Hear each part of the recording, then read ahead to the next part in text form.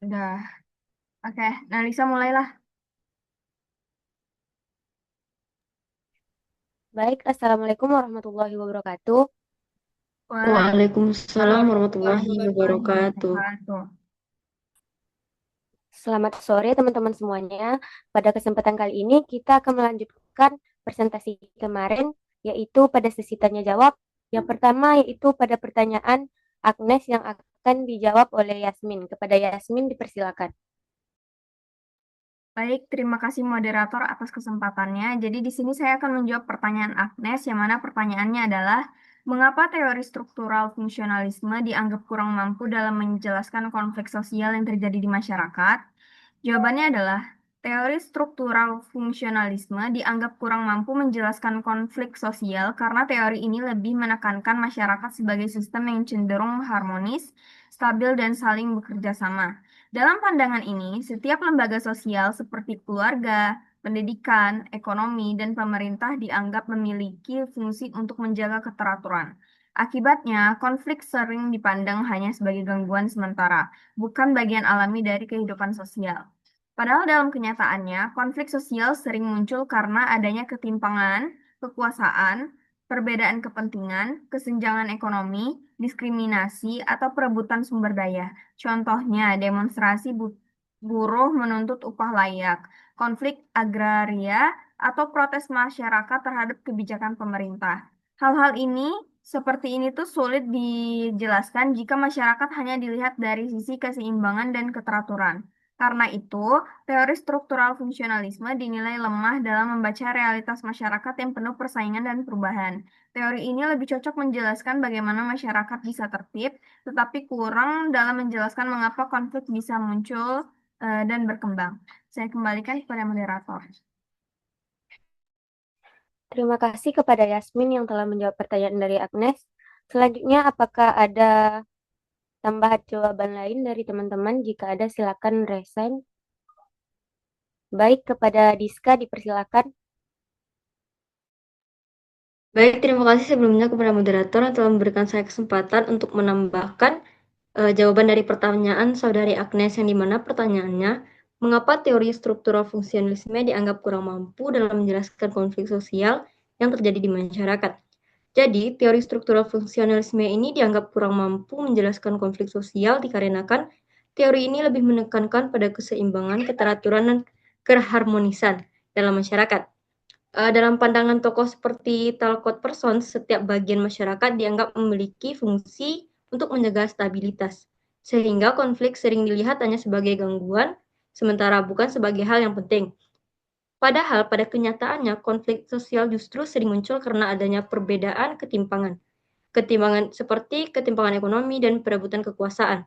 Hal-hal seperti ini tidak terlalu dibahas secara mendalam dalam teori ini. Bahkan menurut Robert Kimerton memang ada konsep disfungsi, tetapi tetap belum cukup kuat untuk menjelaskan konflik yang besar atau berkepanjangan. Akibatnya, teori ini cenderung mengabaikan peran konflik sebagai bagian dari dinamika sosial dan lebih fokus pada bagaimana masyarakat tetap stabil. Inilah yang membuat teori struktural fungsionalisme dianggap kurang relevan jika digunakan untuk memahami masyarakat modern yang penuh dengan konflik dan perubahan yang cepat. Sekian tambahan jawaban dari saya kembalikan kepada moderator. Terima kasih kepada Diska. Selanjutnya saya kembalikan kepada Agnes. Apakah Agnes sudah paham atas jawaban yang telah diberikan teman-teman kita? Baik, terima kasih kepada Yasmin dan juga Dita. Saya sudah mengerti dengan jelas. Terima kasih.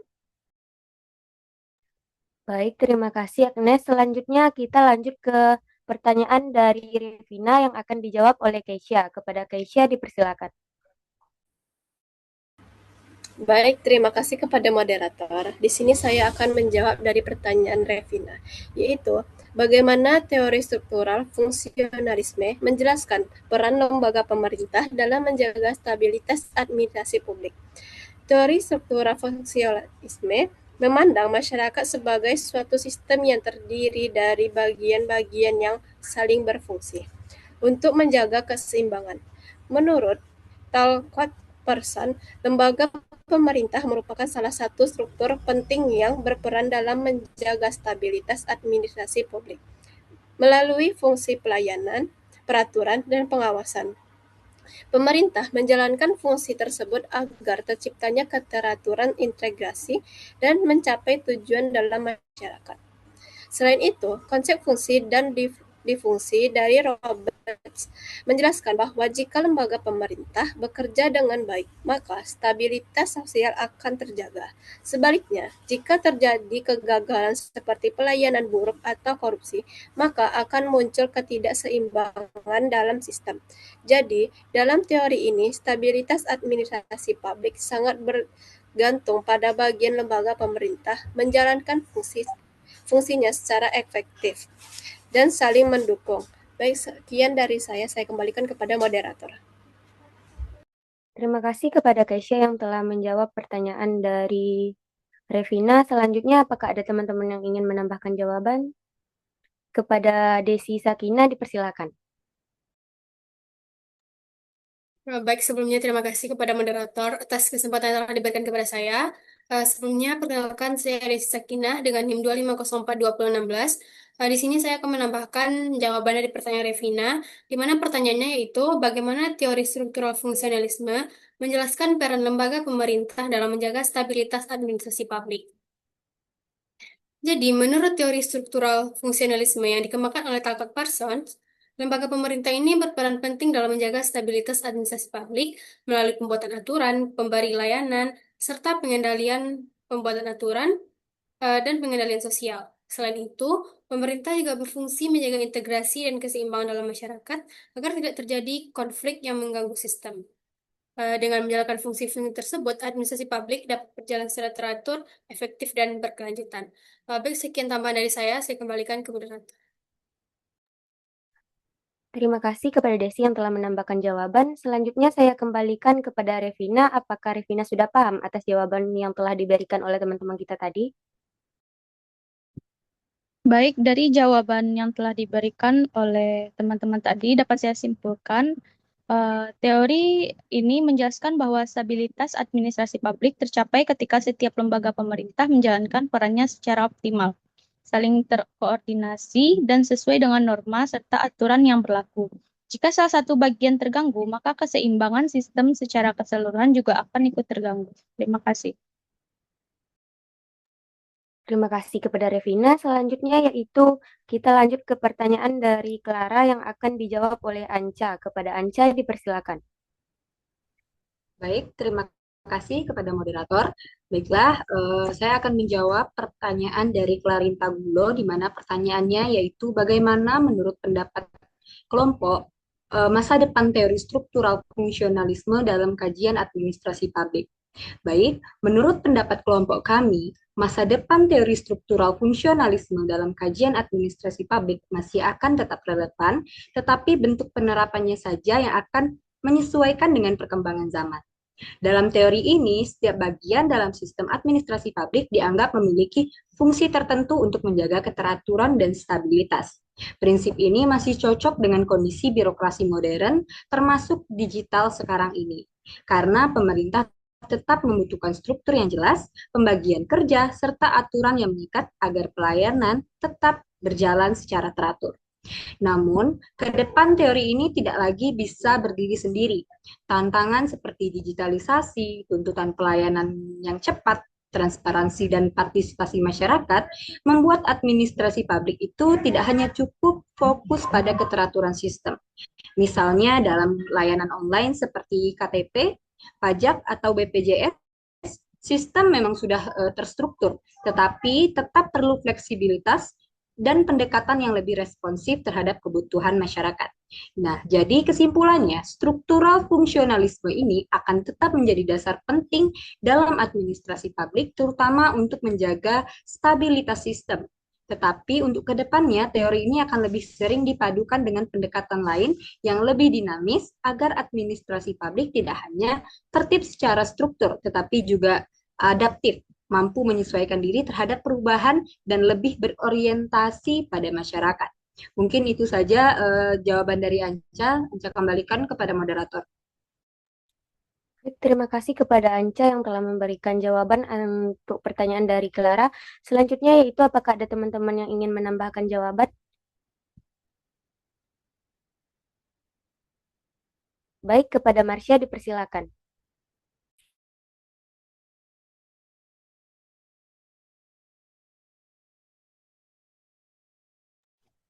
Baik, di sini saya akan menambahkan jawaban dari pertanyaan dari Clara.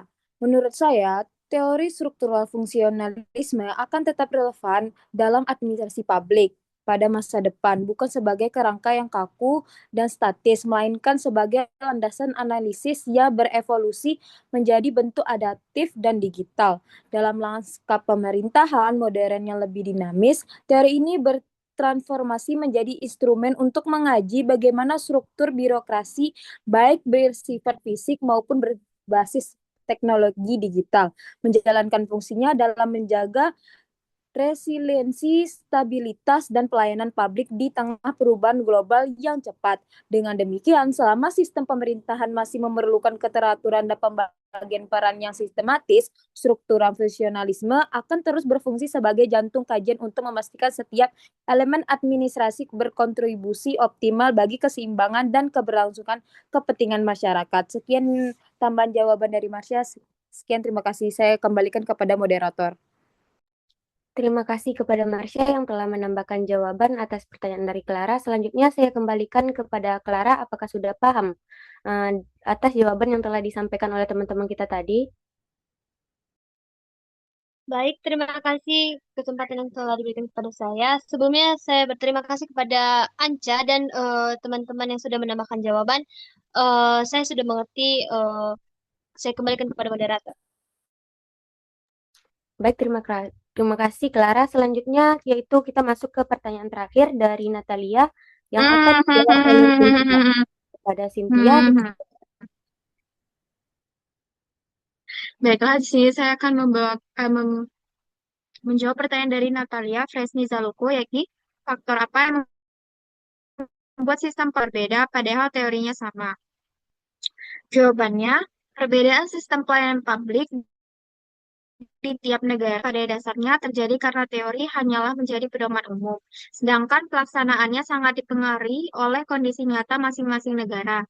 Hal utama yang membuat berbeda adalah konteks politik, ekonomi, dan juga budaya.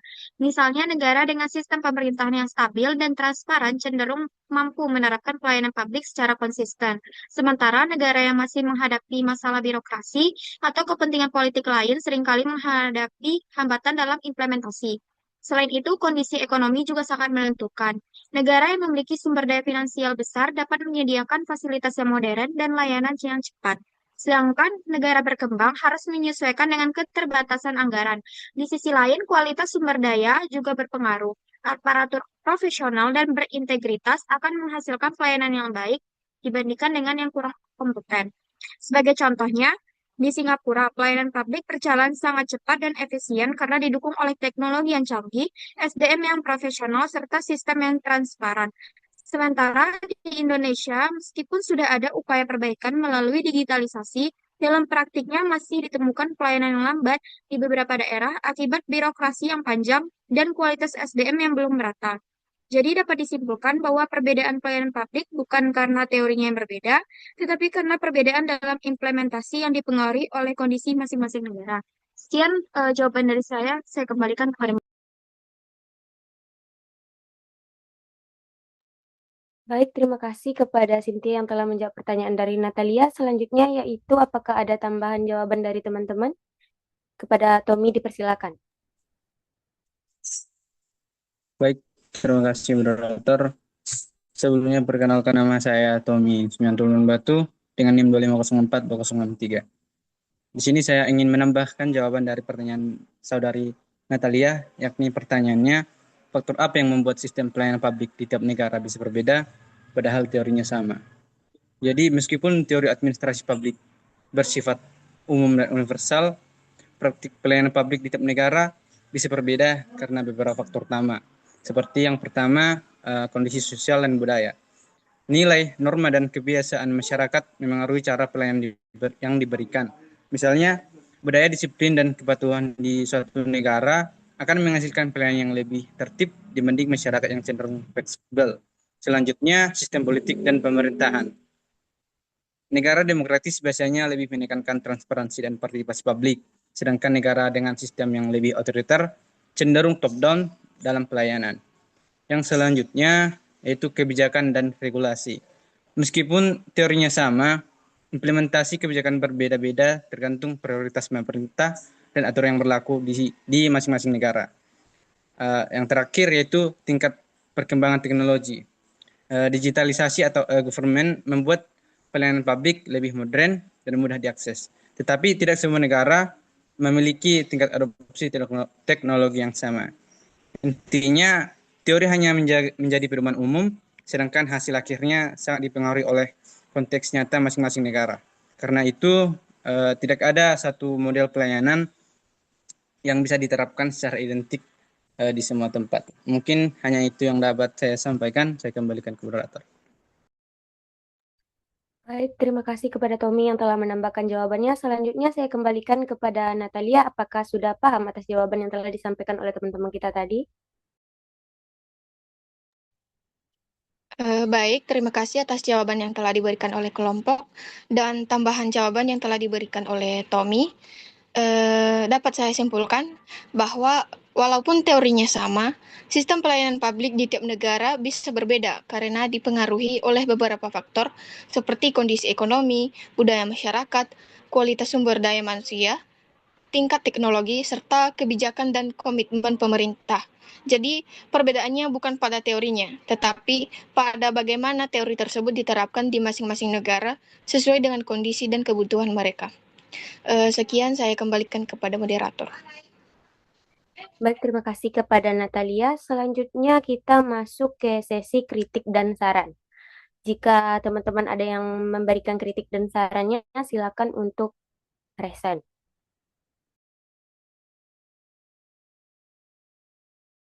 Baik, kepada Putri Khalifa dipersilakan.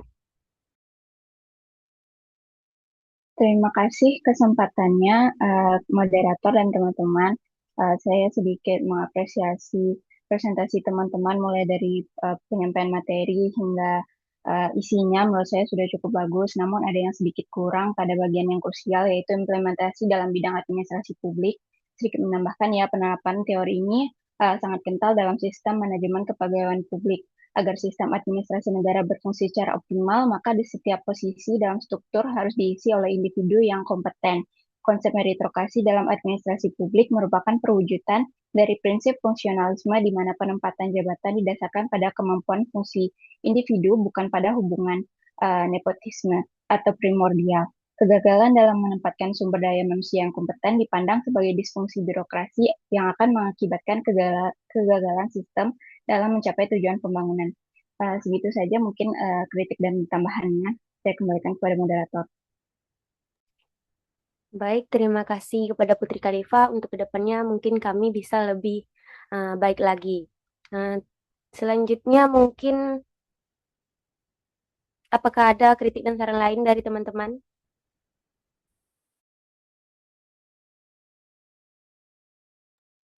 Jika tidak ada, mungkin presentasi untuk kali ini kita tutup saja dan terima kasih kepada teman-teman yang telah ikut berpartisipasi pada presentasi kali ini.